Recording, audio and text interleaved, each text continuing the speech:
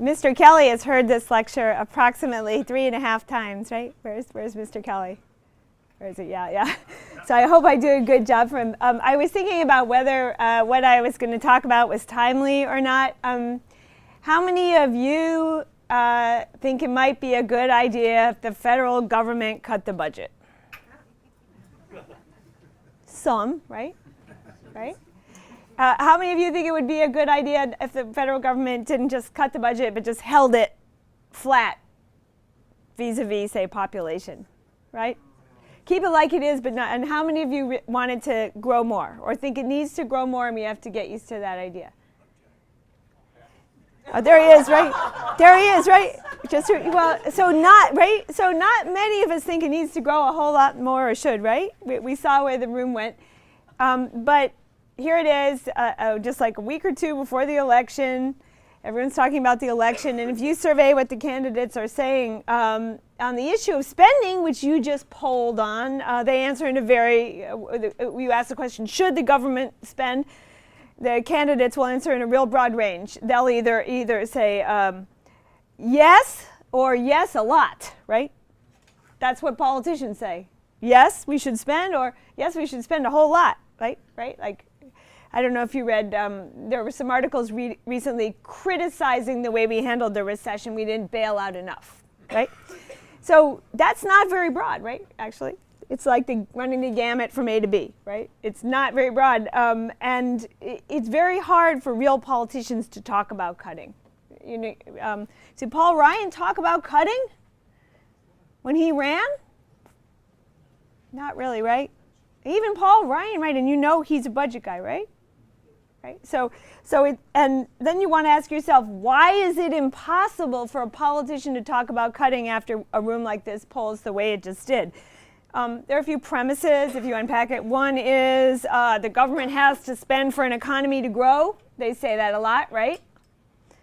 You've heard that a lot. And another is the U.S. can't get someone who doesn't want to spend elected, right? We can't do it. So that's why Paul Ryan wasn't popular, some people say, right?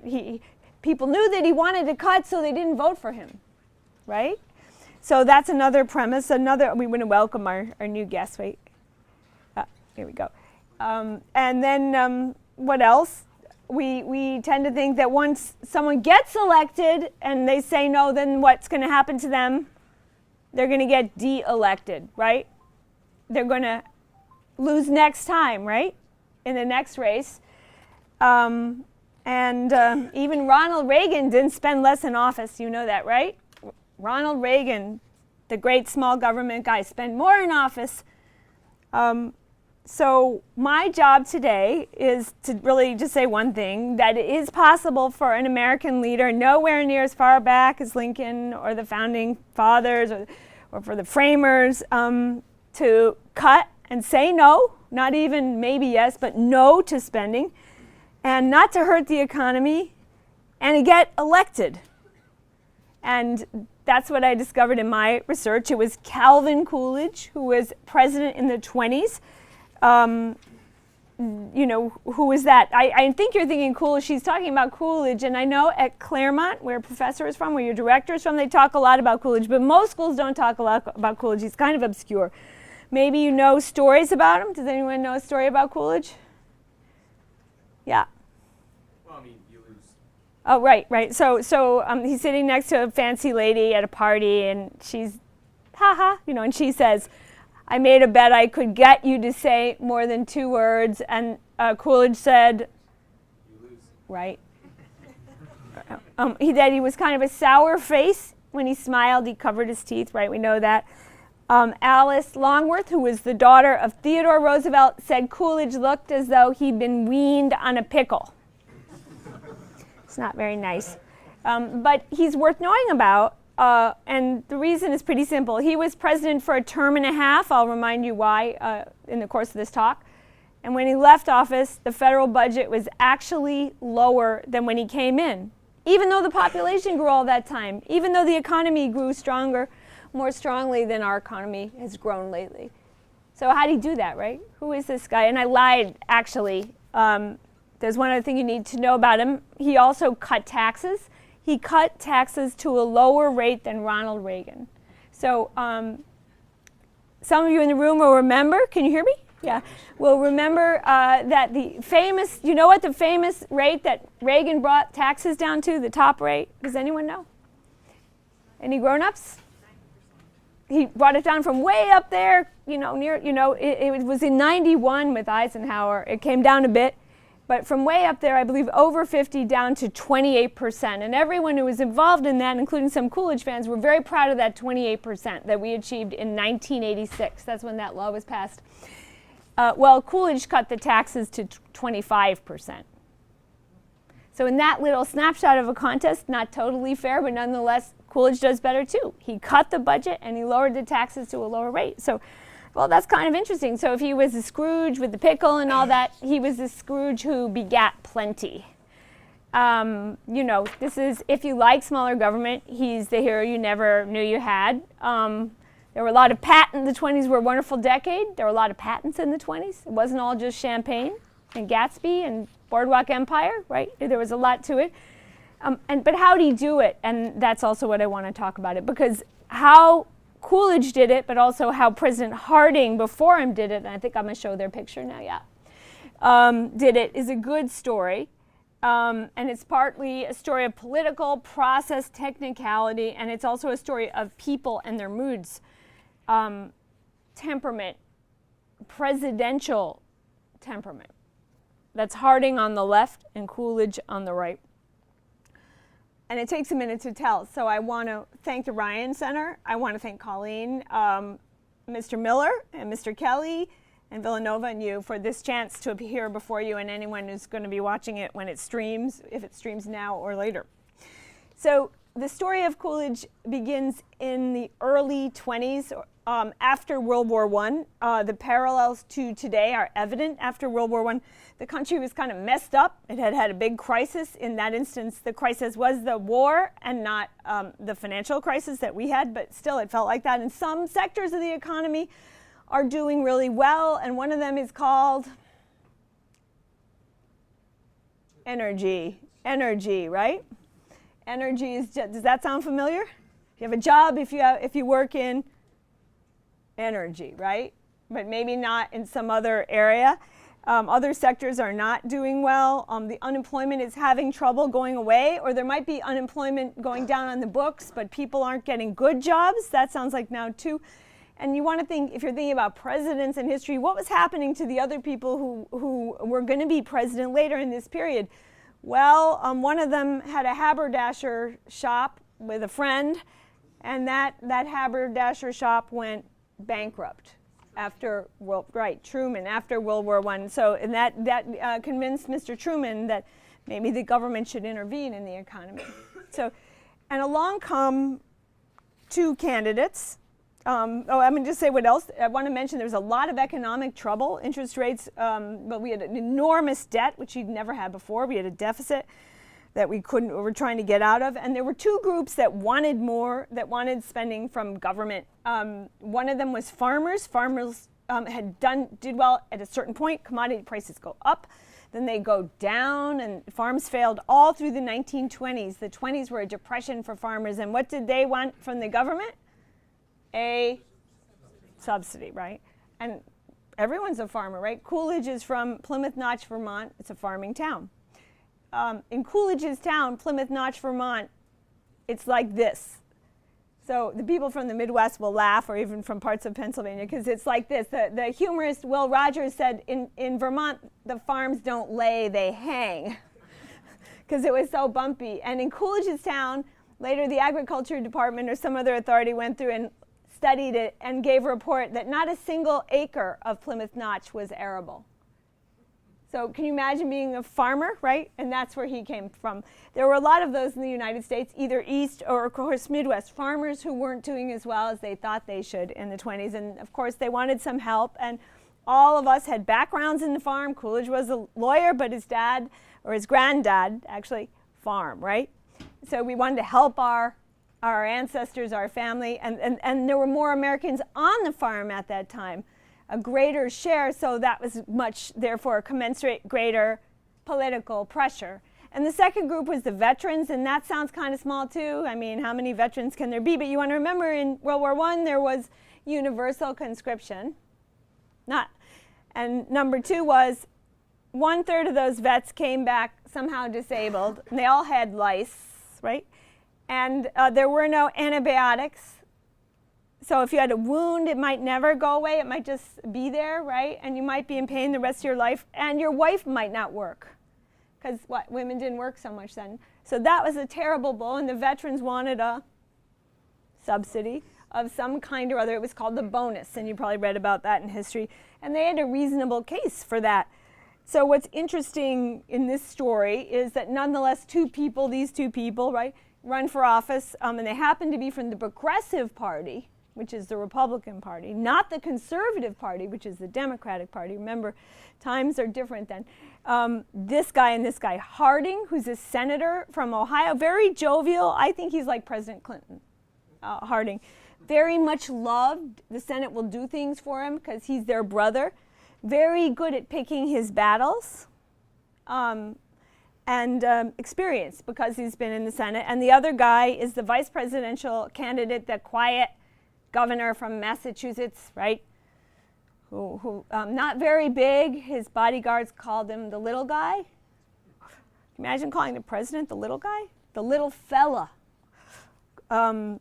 Coolidge, right? And they actually come in on a platform of no to the farmers, no to the veterans. Their logo, I mean, I'm sure you took AP history, was normalcy, and when you study that and you write it down in your book, you're like, what's that, normalcy? Well, you notice, first of all, the first two letters are N-O.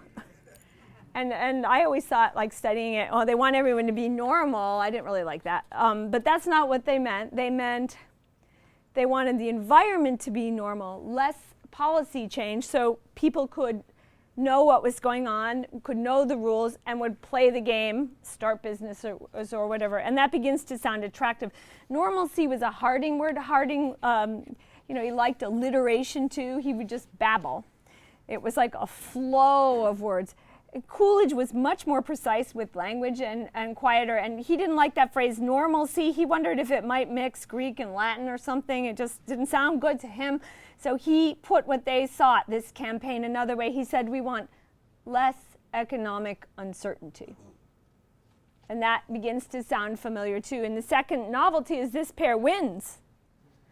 They come into office 2021, the jovial guy and the quiet governor, like kind of a bookkeeper, right? And then you think about inauguration. So 1921, what would Mitch Daniels call for if he were inaugurated president?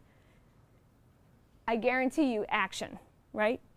What would President Obama call for? Action, experiment. What would President Roosevelt call for? Action. What would Gerald Ford call for? Even Gerald Ford liked to do stuff sometimes. Whip inflation now, right?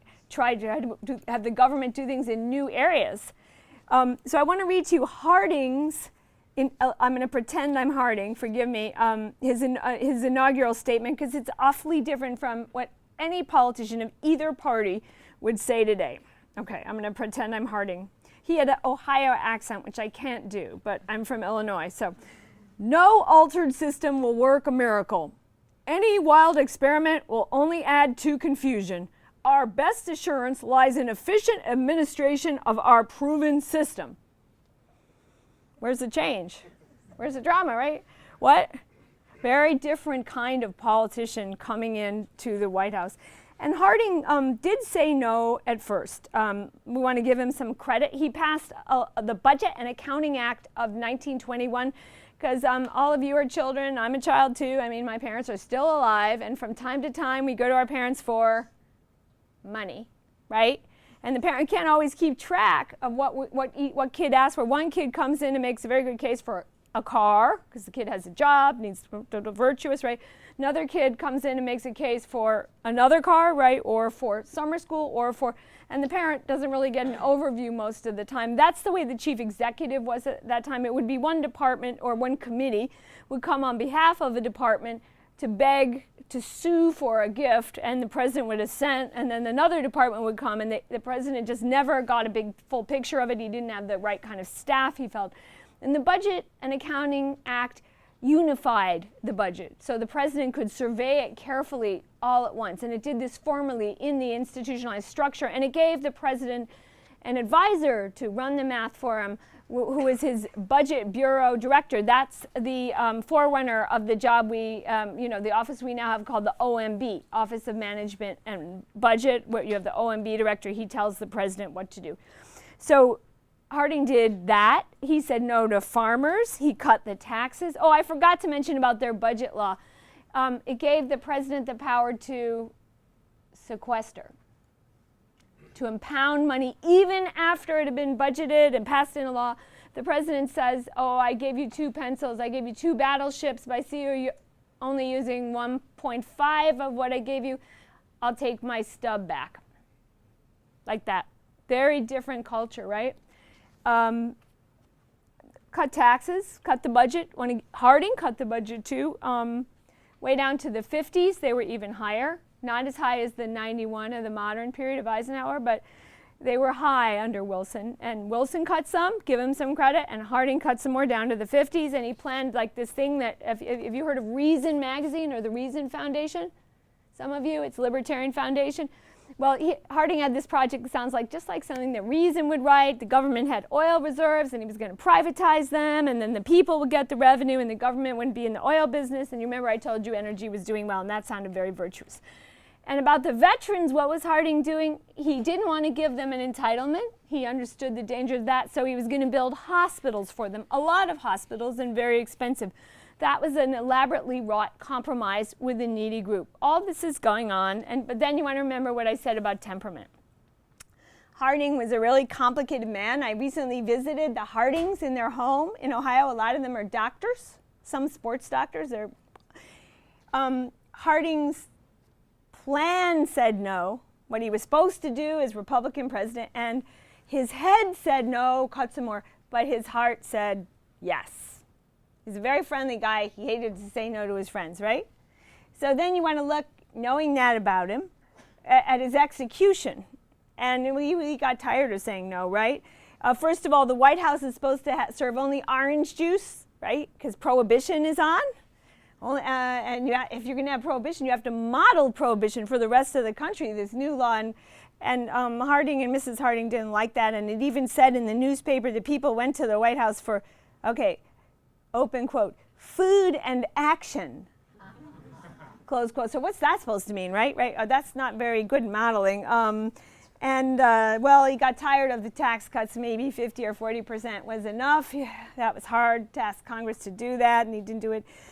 And two of his projects were fatal to him, almost in the literal sense. One was, that oil reserve privatization. It sounded good, but all his friends got involved, and friends benefited. And instead of a wonderful privatization, reducing the government, it merely was a project that betrayed the corruption of the government, and that insiders got special deals, and it became known as Teapot Dome. Right? Not successful libertarian experiment. And the other one with the vets was even worse, because Mr. Forbes, who was a friend of the Hardings, was supposed to run all these veterans' hospitals, but he took the money instead and put it in his own pocket. So the poor veterans didn't have the hospital that they'd been promised, and Mr. Forbes ended up in Leavenworth, in the big prison, right? So this is very hard for Harding. And you know that he died in the summer of 1923, and I would say he partly died from this sorrow. He said, it's not my enemies, I can take care of them in a fight, and he swore, so I won't. But he said, but it's my friends, my GD friends, who are betraying me. And his friends did betray him. And there are more jokes about Harding, which I'll spare you, because the Harding revisionist, who is James Grant, I know will be here next year to tell. He has a new book coming out about Harding and the early part of the 20s. Okay, anyway, he passes from the scene. The president who doesn't like saying no, Harding, he dies. And in comes Calvin Coolidge and your smart people. It's the summer of 1923 in August, early August. We celebrate it and mark it, have a ceremony at the president's birthplace in Plymouth Notch, because Coolidge happened to be home when he learned he was going to be president. And he's into office and he has to come down to Washington. And if you're really smart, and everyone is, we're counting the months and we're saying, well, how many months to election? Lame duck, right? Lame duck, it's only a year and some till presidential election. And Mrs. Harding never had a strong opinion, a high opinion of Coolidge, and she had already been plotting to get another vice president because she thought he was such a loser. So, you know, and they wrote a lot of mean things about Coolidge. We were talking about the internet today, and we think how mean it is. The papers were very mean then, and they said he was the accident of an accident as a president. Oh my God. But remember what I said about temperament, and here's a distinction. Where Harding was divided, Coolidge was all one. His plan said cut, his brain said cut, and his temperament said cut. And he knew that every fiber of his being had to be about cutting if he was going to be able to do this difficult cutting, you know, for America. Now we're well into peacetime. The country's doing pretty well, 23. They're wondering whether we need to cut some more anymore, right? Or we need money to grow. And he's just absolutely determined to cut. You think about what people name their White House pet. I can't remember. Is it Bo, the name of the first Obama dog, right? And anybody else? And then I know the Bushes had Barney, and there was Socks. Somebody had Socks, and right. You can go all the way back, and they have names like that. What do you think the Coolidges named? They got twin lion cubs as a gift from the mayor of Johannesburg. He named them Budget Bureau and Tax Reduction. That's how much he cared about those things. And you're like, really, right? And a footnote for those of you who really like econ. I mentioned there's Professor. They're twins, right? There's not a big fat lion called Tax Reduction and some runt called Budget Bureau. He kept them even Steven. He feeds them on steak, right? Because he's making a political point. He was not a modern supply-sider in that way. He didn't just do tax cuts. He always kept an eye on the budget because it was just his temperament. He was an accountant by temperament. He was a lawyer. And when he comes in very tough. Have you ever had a university head or a principal to a school who comes in ultra mean?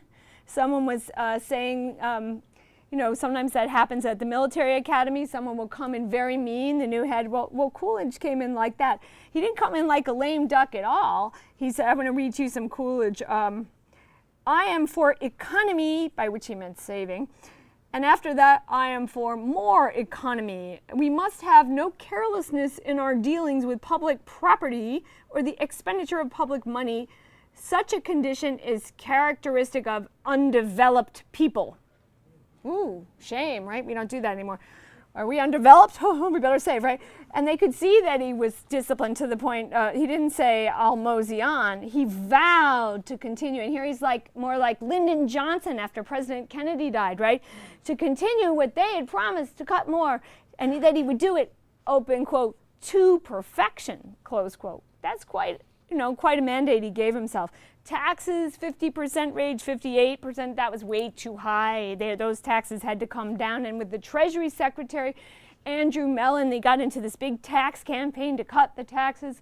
And this is a very curious campaign because Coolidge was silent and Mellon was silent. So how can two men who are silent have a tax plan together, talk it through, right? And it was said that Coolidge and Mellon conversed in pauses. And we've all had like family members or teachers like that, right? I used to have an editor who talked that way. That's how you got fired or hired, but right? And they worked very hard on their tax plan. And if you look at Mellon's biographer Kennedy, he notes that Mellon served 3 presidents. Mellon was very mighty. He was like Mr. Bryn today, or Bill Gates or Warren Buffett. That's how he was regarded, although it was more in industry. And Mellon had served 3 presidents, but it was always said 3 presidents served under Mellon as Treasury Secretary. And the biographer Kennedy makes clear that the one president whom Mellon preferred was Coolidge. Mellon had this idea called scientific taxation, which he got from his railroad business. He noticed if you made the tariff, the toll really high, then fewer trains came on your line, right? They might go in another way. So you might reduce the tariff or the toll, and then you get more traffic, and you cut the price, but you make it up on the volume. That's also the Walmart principle. And he thought, well, maybe we could do this with taxes. We cut the rate, we might get more money and not have a deficit. Tax rate and is very, very important, to Mellon. He called that scientific taxation. Did I say that? Okay. So we wanted to try that. You charge what the traffic will bear when it comes to tax rate. Maybe if you lower the rate, you get more revenue years and years out. Budget, this was an amazing display by Coolidge. He didn't even budget casually, he budgeted ruthlessly. Very unrelenting right to the end of his presidency. We know that Harding, I told you he didn't like to say no, vetoed 6 times. Coolidge vetoed 50. Just think about that. And meetings with his staff, also that you can't, it's easy to say yes when you're unprepared and hard to say no. The only way to say no is to be prepared for the meeting, right? And for my book, this bio of Coolidge, I went through the White House calendar and saw that Coolidge would sometimes meet with his budget director 50 times a year, right before he had a cabinet meeting, so he could say no to the cabinet members. Well, most presidents don't see their wife 50 times a year. It's very, very hard to get an audience with the president. It was quite rigorous of Coolidge to do that. And you see them especially Friday mornings, right there in the book every time, no matter what sorrows he went through. Coolidge also did cut the budget of future times with those vetoes. And I want to mention that every president has a favorite legislative tool, right? And what do you think his favorite tool was, given I told you how silent he was? The pocket veto. So what's a pocket veto? Does anyone know? Right. What happens? You put it in your, it has to come right before the recess, and then in the recess you don't sign it and it dies. And the Congress has to start over. You put it in your pocket. The New York Times in that period described it as killing a bill by inaction. Very Coolidge, right? But you have to get the Congress to pass the law, the bill, right before the holiday, the recess. So you kind of have to trick them into doing it, right? And then but it's a glorious result because you don't have to write a message of why you vetoed it, and they can't override your veto. Coolidge wasn't just good at the pocket veto. He was like a regular Isaac Stern, a maestro of the pocket veto, the world's best pocket vetoer, and he practiced that, right? So that's important too. I wanted to mention, I think I did before, about farming. Everyone looks to presidents as, what's their vulnerable area? They like fishing, let's get some fishing legislation. They like farming. The Coolidge family had a cheese factory. What's a cheese factory? I told you about their poor farms in that area. It's an exercise in economic desperation. If you don't have a railroad and you don't have refrigeration, you have to keep your protein somehow. So you make cheese, right? The cheese cooperative, it's still there. You'll see it if you come, Plymouth Cheese. They weren't doing that well where he came from. So everyone expected that he wouldn't veto farming. He did. And there's a famous exchange where, the farming lobbyist comes to the president, and again, I'll pretend to be Coolidge. Well, what does Coolidge say? And their pauses, they're more important than the words. Well, Coolidge said, farmers never have made much money. Pause. Don't suppose they ever will. Pause. Don't suppose there's much we can do about it. Guy goes away, right? Very different style, right? I don't know what else to tell you. I mean, in the background, it's important to, these days we talk about pork figuratively. That we mean extra stuff thrown in the budget, right? Coolidge took his pork literally. There was an unfortunate housekeeper, and we know this because afterwards she wrote a tell-all, she was so mad, with Cosmopolitan, who liked to shop a lot and buy great food for the White House and the diplomats, and one day she laid out this whole spread with a certain kind of meat, and she wanted to meet his approval, But he took these projects literally, and he looked at what she had, Mrs. Jaffray, there, and he said it looked like she was serving an awful lot of ham to him.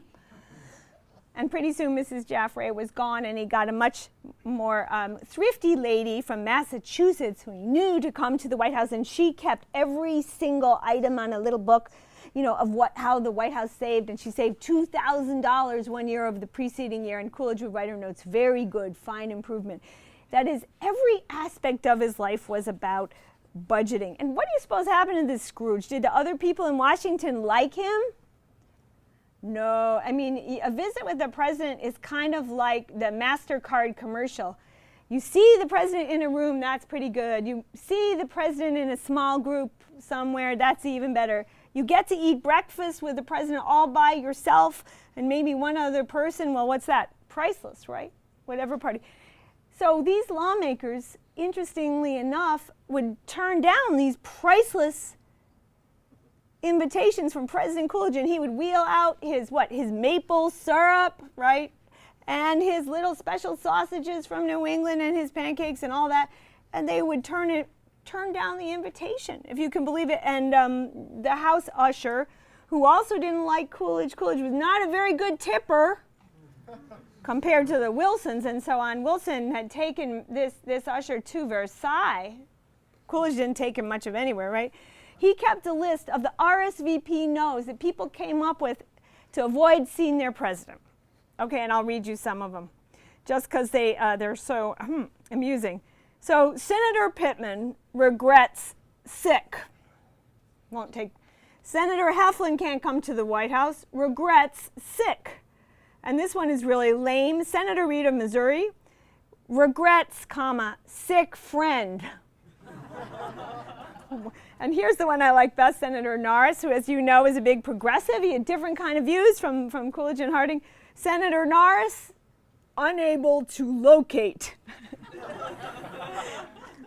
So the Washington people didn't like him very much. But the Coolidge policy did help the economy. The unemployment stayed low. Actually, there were few strikes in the 20s. Wages did go up, but more importantly, the dollar bought more. People got washing machines, cars. First they got the Model T, then they got the Model A. Electricity. This was the first electric household. And of course, the radio. But mostly there was a sense of optimism in the 20s reflected in those patents. People had the idea that America was going places and could go places. There was one journalist who kind of got what Coolidge was doing, that the Scrooge was begetting plenty because of this policy. It was Walter Lippmann who didn't like him. And it's the last quote I'll read you because I like it so much. Walter Lippmann was studying this President Coolidge, and he wrote about the White House and its ability to not do anything and say no. This White House is extremely sensitive to the first symptom of any desire on the part of Congress or of executive departments to want to do something. The skill with which Mr. Coolidge applies his wet blanket is technically marvelous. There has never been Mr. Coolidge's equal in the art of deflating interest. The naive statesman imagines it's desirable to interest the people in government and that indignation at evil is useful, but Mr. Coolidge is more sophisticated. He has discovered the value of diverting attention from the government, and with an exquisite subtlety that amounts to genius, he has used dullness and boredom as political device. Very interesting, different style, right? There's some pretty happy takeaways. I told you about the economy. I can tell you about the election. Scrooge won an election. 1924, he did have to run. And there were three parties running, right? There were the progressives, the Democrats, and the Republicans. The progressives were a spin-off from the Republicans, like Theodore Roosevelt, right? Like the bull moose. And what happens when there's a third party in America? Who usually wins? Democrats, right? Woodrow Wilson, Bill Clinton, right? Why did Bill Clinton, if you look at the Bill Clinton election, there was Ross Perot. So that's not very good for Republicans, because often the spin-off third party is from the Republicans, more like the Republicans. Well, they had that spin-off, that's third party, And the spin-off group, the progressives, got 16 to 17% of the popular vote. Nonetheless, Coolidge won with an absolute majority. He didn't win with a mere plurality. That is, he, the Republican, took more than the Democrats and the progressives combined. That's some mandate. So you might watch about President Roosevelt, he had a great mandate. Well, President Hoover had a great mandate, and before him, President Coolidge had a mandate. That is a support for a Scrooge policy. When Coolidge chose not to run in 1928, and that's an interesting point too, whether, should he run again? He chose not to. The Republican Party is a neurotic animal, and they freaked out. They weren't happy that he was being virtuous and not running. They freaked out. They said, we can't win without you. And they finally, when they realized he was serious, they told Mr. Hoover, who was going to be the Republican, you have to run on a continuation of Coolidge policies. And that's what Hoover did run on. Whether he executed those policies is another lecture.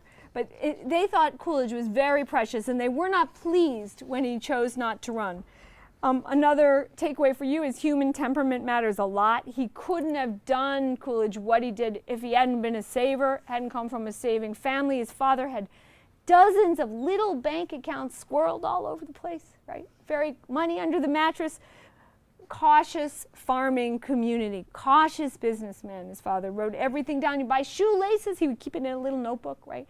And Coolidge had inherited that, and being a farmer, he knew how hard cash sometimes could be to come by, right? So very cautious. Respect for federalism matters. One reason Coolidge wanted to keep the big government, the Washington government, back, which he called the national government, by the way, just to be clear. The federalism, that was the states, and the national government couldn't be too big, was that he really believed in states. He was not unprogressive. He advocated some progressive policies, but he thought the states should apply those policies. Just like right now when you hear the debate about Roe v. Wade, you hear some lawyers say, well, the states should decide about abortion, right? I'm not taking a position, I'm just describing. Coolidge thought the states should decide a lot of things. Another area Coolidge was defending when he was fending off the government was the area of faith. He really believed in the community, that a community could make a university, whether it was a geographic community like a county or religious community, right? It could make a hospital, a community can make a lot of things that you don't expect it could make. It could have a pension system, right? He didn't think that Washington should do all that, and he saw that the government, when it got to being impinged upon what he called things of the spirit. I mentioned the economy. I particularly commend to you the study of the 1920 downturn. The supply side experiment, not Coolidge's but Mellon's, really worked. When they did cut the taxes, you can go to the statistics of income and study this year over year, they got more money. The rate price, like in Walmart, was lower, but more money came in from all the business activity. So that was one you want to study if you ever want to look at that. The government austerity certainly helped the economy. I'm going to close, and I know I'm going to get asked whether Coolidge caused the Great Depression, and I'll answer as he would and say no, but we could talk a little more if you want. And the second is, could there ever be another president like him? Nowadays, TV, everyone says yes. And when I was first publishing the Coolidge book, it was when Mrs. Thatcher died. And that helped me to understand about Coolidge. In England, they never thought they could have a Margaret Thatcher type person, a mean lady, be their leader, right? Until they got in economic trouble, and then they turned around from all those soft guys who wanted compassionate conservatism and cadence of compassion and all that. That's what the English Tory party wanted for many years, and went to the hard lady, right? The iron Mrs. Thatcher, because they knew they needed somebody tough. A Coolidge could easily be elected and would be sought in the United States, but probably only after the interest rate goes up. Thank you very much.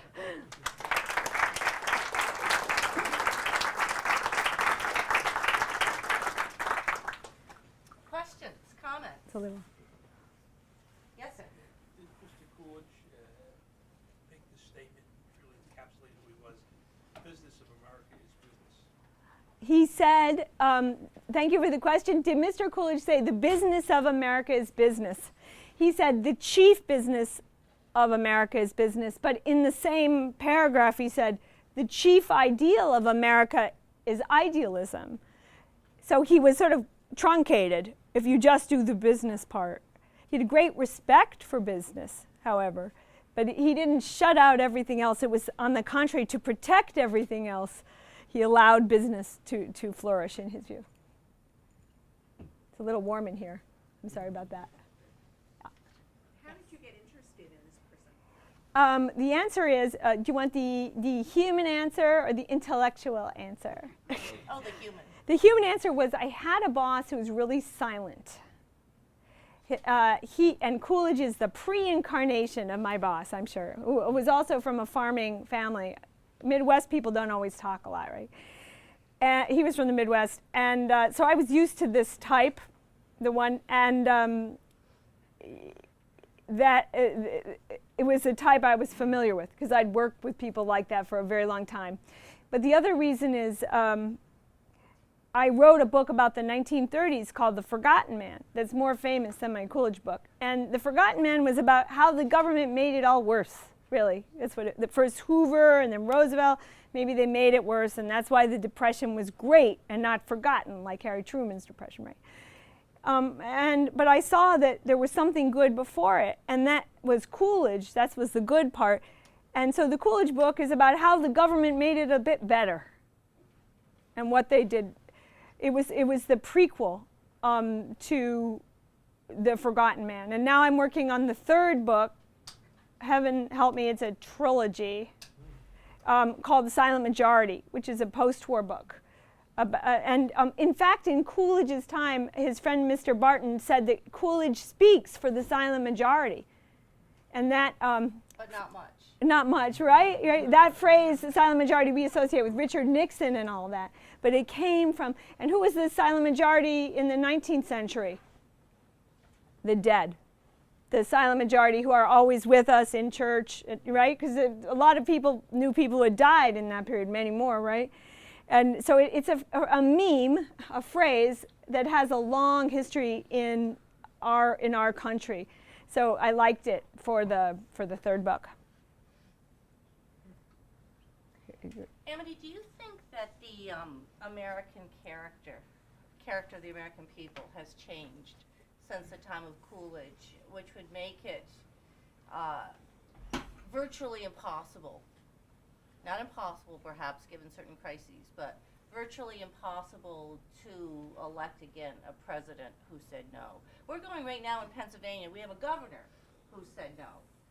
And the Pennsylvania people aren't reacting very well to the fact that he has refused to raise taxes. I mean, there's a question of the gas tax, but other than that, he's kept his promise not to raise taxes.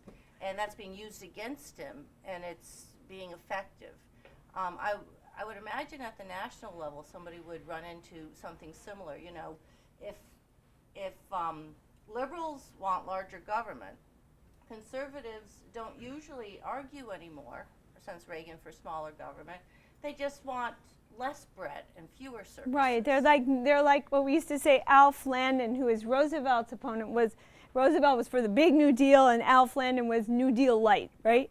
So I think part of this, that's a very important question. It's hard to want to say no, but you have to say no coherently. You can't just say, I'm for what the Democrats want, only just a little bit less. Because what's the difference between you and the Democrats? And what you have to say is, saying no, if I say no, you and especially your children will have so much more. And that's true. Because if we don't reform the entitlements, our children will have less. So it's a hard case to make, and I haven't seen the Republican Party particularly making it, in part because of that thing with the Lions. The Republican Party doesn't like to talk about budgets or austerity, because that makes them look mean, right? But austerity and budgets are pushing old ladies up. Right, pushing off, but they aren't, for one thing. There's no evidence that anyone's policy would change Social Security for people who already have it. But they aren't. And it's up to the younger people to follow through this story. I don't think the GOP or the Democratic Party, either party knows what it thinks. And that, believe me, they look on the internet to see what your generation thinks. And they are more following than you imagine. So if you think about economics seriously, they will listen to you. Let me follow up on that just a little bit, because Alexei de Tocqueville said, he predicted that there'd be a growth in the central government and a growth in bureaucracy, and that would have a certain effect on the character of the American people. A kind of paternalism that when you're treated like children, there becomes a point in time when you start to act more like children. Right. You ask for the government to do things for you. And it creates certain habits of heart. Right. And that it would be hard to change those after a certain period of time. Has that happened in America? And if so, is there a way to change that? Has America gone soft? So there are different Americas, right? Baseball America thinks it's not like football America, right? There are two different cultures. They have different ways of acting, right? New Hampshire thinks it's different from Vermont, right? Oh, Indiana certainly thinks it's different from Illinois, maybe Pennsylvania, right? Texas thinks it's got its own country, right? And in Texas, it's 4% growth, and we don't take so much from government, and we have no income tax. So you always want to be careful. You know, it's just like with television shows. You say all young people don't believe in initiative, and then there'll be one show that they all watch that's all about initiative and hunting and fishing, right? And survival even, right? So I have great faith that initiative is still there, and I know that personally because I've taught now for a number of years. Nobody works harder than you guys when you get out of school, most of you. Not all of you, but most of you. And it's very hard, and the internships are both, a lot of them are dead ends, and the first jobs are dead ends, and a lot of life when we're 20 to 25 is like a bad airport. It sounds good, but when you get there, it isn't that good. And you guys negotiate that with great grace and a lot of patience. So I think sometimes the reputation of the youngest workers is too low for what they actually offer and try. Yes, PJ. Do you, in your book, deal with the influence of the tragedy that happened with Coolidge's son and any influence that had on his? Oh, absolutely. Well, so one thing that happened to Coolidge, remember I talked about antibiotics, right? There were none. So he had a son who went to Mercersburg Academy in Pennsylvania, which you've heard of. And that son grew a lot his sophomore year, maybe his junior year. It was Calvin. He was Calvin, his son was Calvin. And he came back to the White House for summer, and he was tired, and he played tennis. And his shoes were probably too small. And he got a blister. And that blister went septic, and Calvin Jr. died in 1 week. It was the first time he was tall. Like within 2 or 3 months of getting his grown-up height, he died. And he was also a very nice boy. Everyone loved him. He was, friendly. And so that was terrible for the president, who had suffered a lot of loss before. His mother died when he was a child. His sister died when they were at boarding school. His sister got appendicitis, and the doctors didn't even know what it was, and she died when she was, I believe she was 16, maybe 15. So he'd seen a lot of death, and it was a terrible thing for the Coolidges when Calvin died. There are books, there are authors, one is called Gilbert, who posit that the death of Calvin Jr. made Coolidge depressed, and he never did anything again. I don't think that's true at all. Coolidge was in pain over the death of Calvin, and in his autobiography he says, after that, the glory of the presidency went, after the death of Calvin. But he did his job, and he executed what he said he would, and that's all one can do. You want to remember, a lot of people in that period had lost a child. It's not like now. So President Wilson lost his wife. Charles Dawes, the vice president of Coolidge, his son died in a swimming accident in Lake Geneva, I think, Illinois, who went to university. The vice president before Coolidge, his son had no son. He adopted a son, and the son died. So General Pershing lost his family in a fire. So around the Coolidges were people who had lost young people, which is so rare now. And I think they knew better how to handle death than we do, because unfortunately they experienced it more. The Coolidges went to church every Sunday. They made Charles Lindbergh go to church with them when he visited them. And he came down in, I think it was a white suit. He was Charles Lindbergh, right, the superhero of the world. And Coolidge sent him back upstairs and made him change into a darker suit. So Charles Lindbergh was like a son to them, but they were pretty regular about their religious observance. And as you probably know, the first national Christmas tree was brought under the Coolidges. They wanted a living tree after the first year to remember Calvin. They had trouble making that stick. It's very hard to transplant a huge tree. And so the living trees kept dying, right? But the national Christmas tree became a tradition, and that was one way they thought about Calvin. Yeah. Oh, sorry.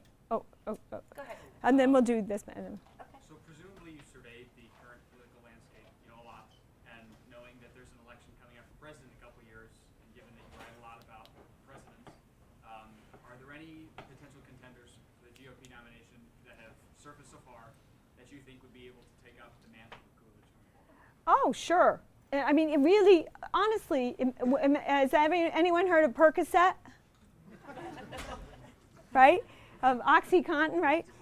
The economy right now is like, it just had a blood transfusion or OxyContin because of the low interest rate. Everything feels kind of okay even when it isn't. We're slightly in a daze. But one day the interest rate may go up. When Ronald Reagan had that tax rate in the 80s, what do you suppose the interest rate was when you bought a house? It was 14 or 15% in that period. You only could buy half the house that you would want to buy, right? That could happen, and then any number of people would rise to the occasion. And I don't have a candidate. I don't work for the candidates, but it probably would be a governor who would, and we do. Remember, I talked about two Americas. A lot of governors cut budgets. They don't always win again, but they cut budgets. Union states are less friendly to tax and budget cutters, unfortunately. So it would probably be one of the governors. And you know their names, or maybe Mr. Ryan will come back, but I'm not endorsing anyone right now. But as I mentioned, temperament matters. They have to be ready for it when the moment comes, and not be sort of loose and relaxed, because it's a hard task. And who? The gentleman over here in the white shirt. Somebody else? I have an easy question. How do you rate Coolidge's cabinet? Well, he inherited some bad ones, like Doherty had to go, right? Coolidge was very particular about carrying on Harding's cabinet because he wanted continuity, but then they began to realize the extent of the corruption. And so Doherty went, and Coolidge tried to get in someone new, and one of Coolidge's appointees, I think Mr. Warren, was not confirmed. Then another one came in. It was okay. The only important person for me in the Coolidge cabinet is Mellon. And if you watch a video of Mellon thought he might retire once Harding was gone. And he goes to Coolidge, I think I should retire. You're the new president. You pick your own Treasury Secretary. And Coolidge said, forget it. That's not the way you talk to Andrew Mellon, right? Forget it. And Mellon was a marvelous man. And in the video, and there is video of Coolidge's new cabinet, you can see all the cabinet coming to pose with the new president and mourning and all that. And there's one thing Coolidge does that's absolutely inescapable on the film. Mellon doesn't have a seat, and he goes, sit right here, to Mellon. Sit next to me. You're not going anywhere. I need you. So he really welcomed Mellon and leaned on Mellon. And, if you look at Carnegie Mellon and all the things Mellon did, he was a wonderful man. He needs a new biography about how great he was every year. He's much maligned. In the New Deal period, he was prosecuted, relentlessly until he died by his political opponents. So I'm for the big revision of Mellon. You've been very patient. Okay. In 1928, he deferred from running.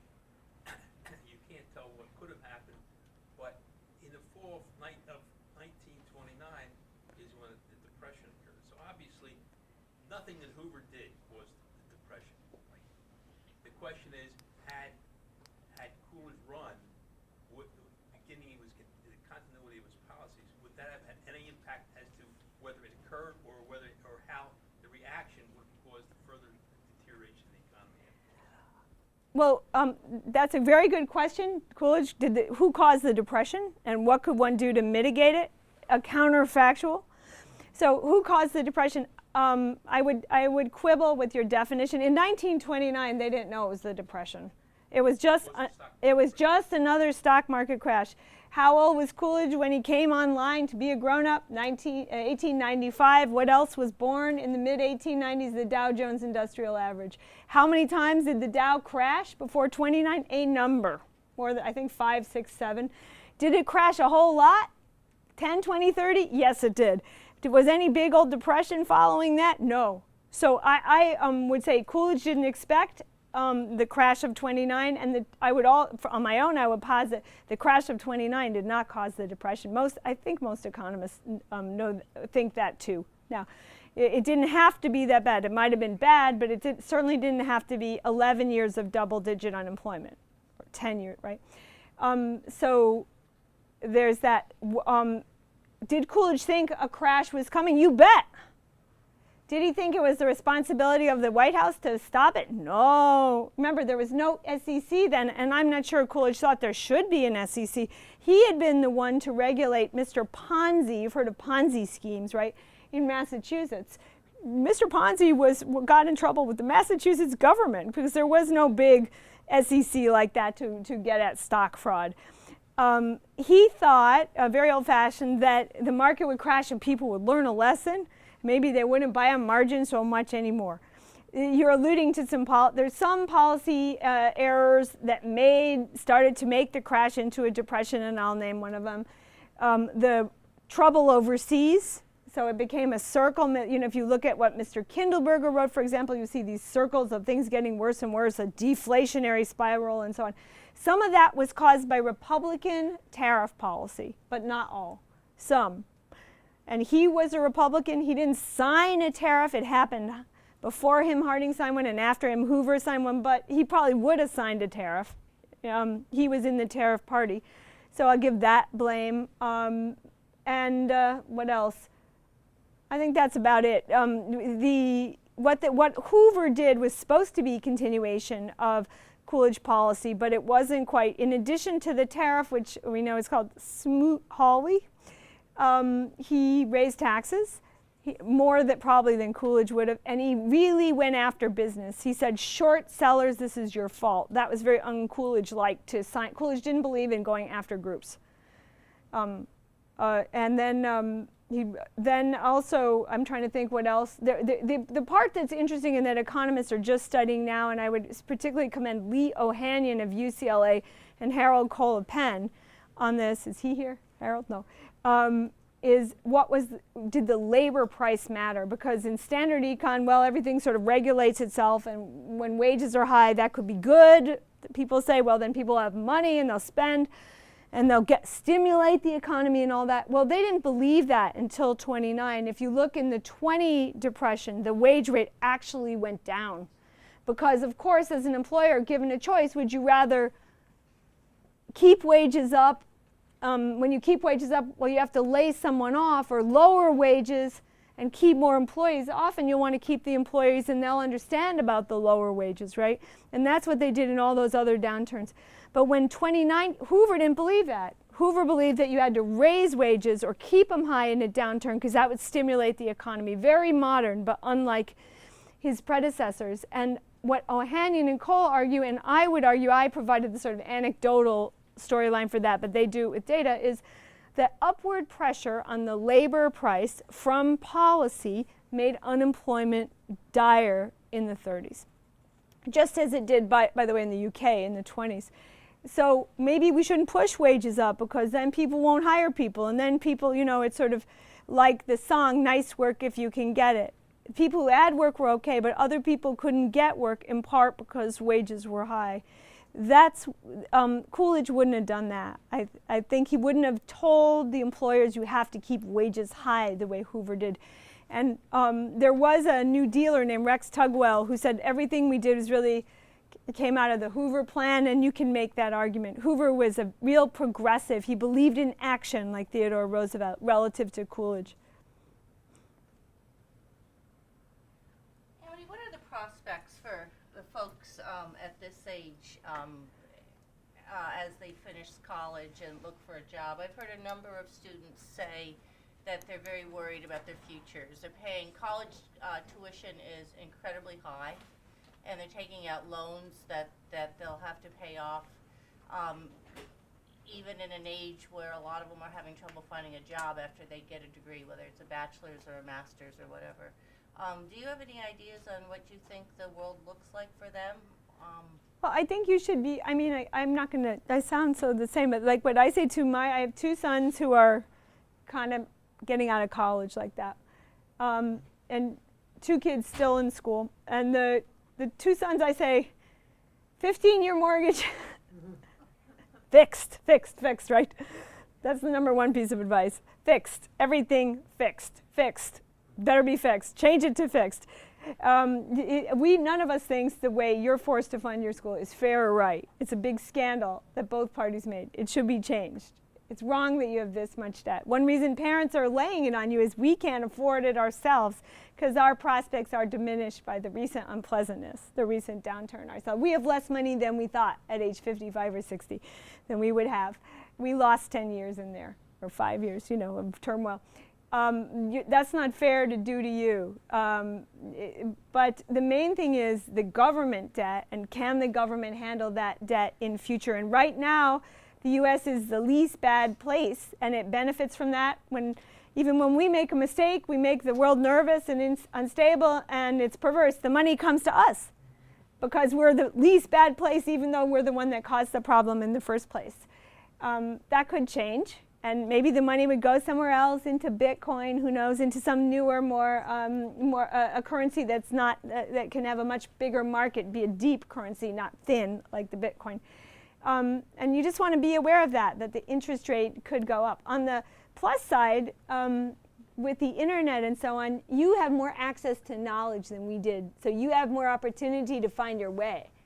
We didn't, if you lived in Chicago, you didn't know about what happened in New York when we were young, right? You knew very little about what happened. Someone had to tell you on the telephone once a month, or maybe you would get a letter.